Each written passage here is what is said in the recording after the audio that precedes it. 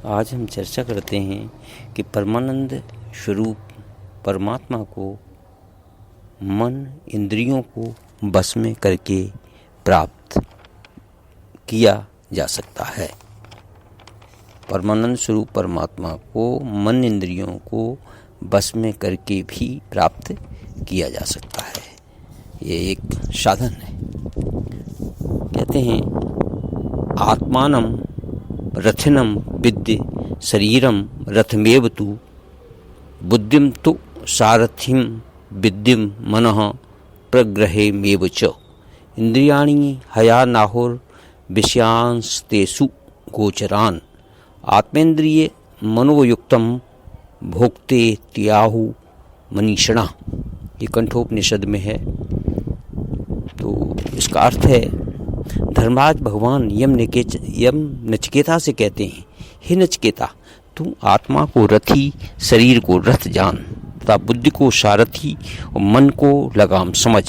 विवेकी पुरुष इंद्रियों को घोड़े बतलाते हैं और विषयों को उनके मार्ग कहते हैं तथा शरीर, इंद्रिय एवं मन से युक्त आत्मा को भोक्ता कहते हैं।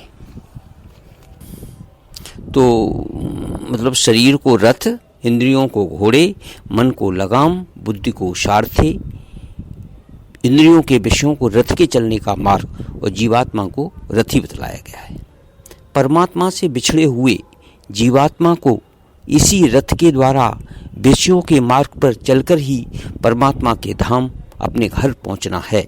रथ को घोड़े ही चलाते हैं, परंतु घोड़े उच्छृंखल होकर उल्टे मार्ग पर भी चल सकते हैं और सीधे परमात्मा के मार्ग पर भी चल सकते हैं। जिस रथ का सारथी विवेक युक्त, अप्रमत्त, स्वामी का आज्ञाकारी, लक्ष्य पर स्थिर, बलवान, रास्ते का जानकार, घोड़ों को लगाम के सहारे से अपने बस में रखकर इच्छानुसार सन्मार्ग पर चला सकता है, वह रथ अपने लक्ष्य पर पहुंच जाता है।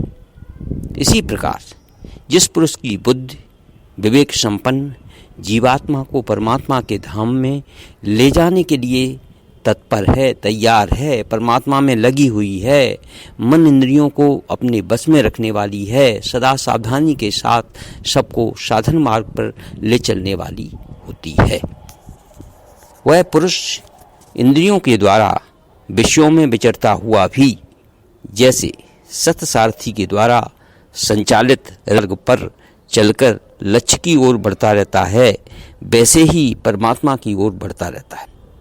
इंद्रियां तथा मन यदि साधक के अपने बस में हों और साधक उन्हें भगवत संबंधी विषयों में ही लगाए रखे, तो इस प्रकार उन इंद्रियों का विषयों में विचरण करना हानिकारक नहीं है, प्रत्युत लाभदायक है, क्योंकि ऐसा करके वह परमात्मा के समीप पहुंच जाता है।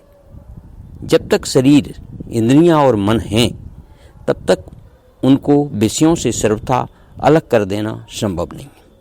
यानी जब तक शरीर, इंद्रियां और मन हैं, तब तक उनको विषयों से सर्वथा अलग नहीं हो सकता है।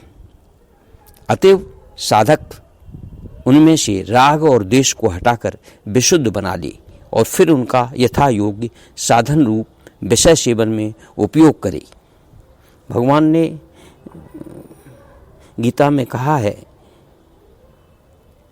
कि अपने अधीन किए हुए अंतःकरण वाला साधक अपने बस में की हुई राग द्वेष से रहित इंद्रियों के द्वारा विषयों में विचरण करता हुआ अंतःकरण की प्रसन्नता को प्राप्त होता है।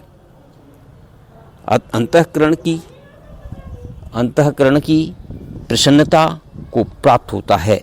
अंतःकरण की प्रसन्नता होने पर इसके संपूर्ण दुखों का अभाव हो जाता है और उस प्रसन्न चित्त वाले कर्मयोगी की बुद्धि शीघ्र ही सब ओर से हटकर परमात्मा में ही भी भली भांति स्थिर हो जाती है। यह बस में किए हुए मन से राग द्वेष रहित इंद्रियों के सद्विषयों में विचरण करने का परिणाम।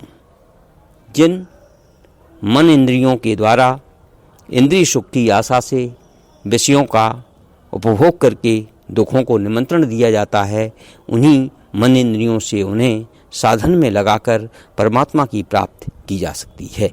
परंतु जिसकी बुद्धि असावधान है, निर्बल है, इंद्रियों के तथा मन के अधीन है, प्रमत्त है, लक्ष्य शून्य है, परमात्मा को भूली हुई है, उसी को यह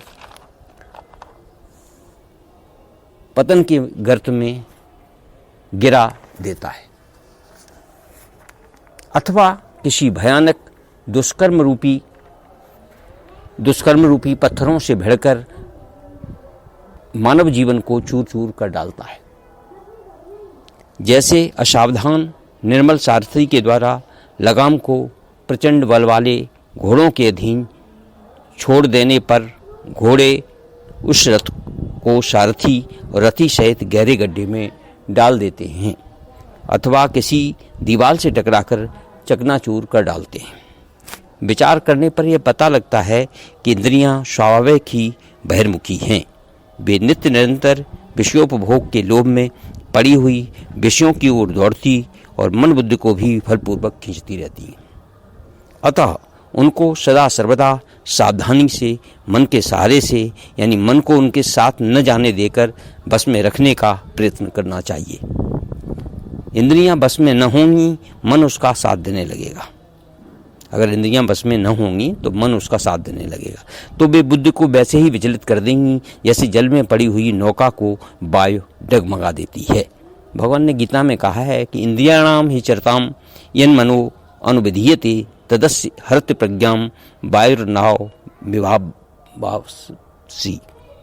क्योंकि जैसे जल में चलने वाली नाव को वायु हर लेती है, वैसे ही विषयों में विचरती हुई इंद्रियों में से मन जिस इंद्रिय के साथ रहता है वह एक ही इंद्रिय इस अयुक्त पुरुष की बुद्धि को हर लेती है, ऐसा कहा गया।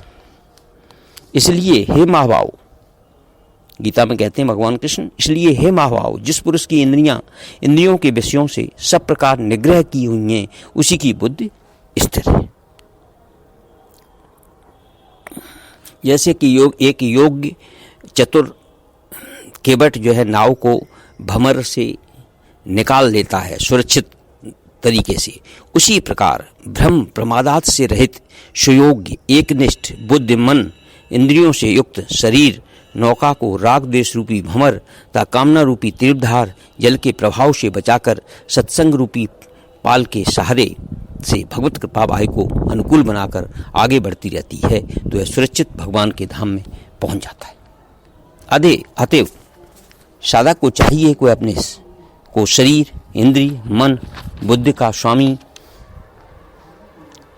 मानकर उनके बस में न हो, बल्कि इंद्रियों को पतनकारक तथा अनावश्यक उनके मनमानी विषयों में जाने से रोककर उनमें रहे हुए राग द्वेष से उन्हें छुड़ाकर मन को वश में करे।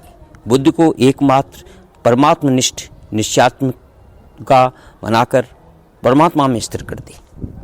यथार्थतः ऐसा हो जाने पर मन इंद्रियों के द्वारा होने वाले सभी कार्य सहजी कार्य बन जाएंगे। परंतु इसके पहले साधन काल में भी इस आदर्श के अनुसार साधन करने से चित्त की प्रसन्नता, निर्मलता प्राप्त हो जाती है। इसके द्वारा ही भगवत प्राप्त का मार्ग सुलभ और प्रशस्त हो जाता है। अतः साधक का कर्तव्य है वह इस प्रकार साधन करके मानव जीवन के परम लक्ष्य, परम शांति और परमानंद स्वरूप परमात्मा को प्राप्त करे। ओम श्री परमात्मने नमः इति।